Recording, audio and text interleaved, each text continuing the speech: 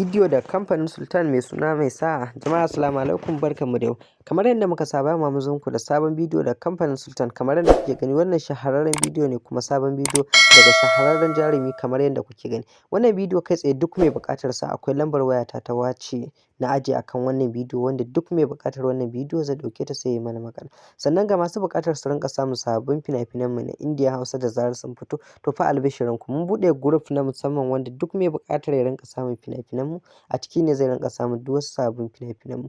Da haka kai dai kawai idan kana buƙatar kasuwanci da mu ko kuma kana buƙatar ka rinƙa samun sababbin fina-finai kana kwance a cikin ɗakin ka, to kai tsaye zaka ɗauki lambar wayar mu ne sai ka yi mana magana ko ta WhatsApp ko ta Telegram. A cikin ƙanƙanin farashi zaka biya kuɗi a saka ka a wannan tsari domin ka rinƙa samun duk wani sabon bidiyo da zarar ya fito.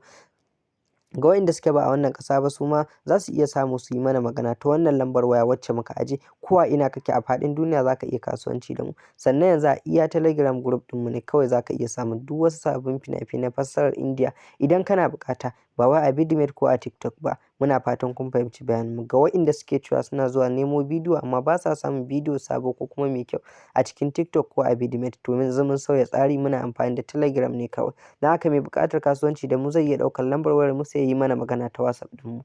Mun gode.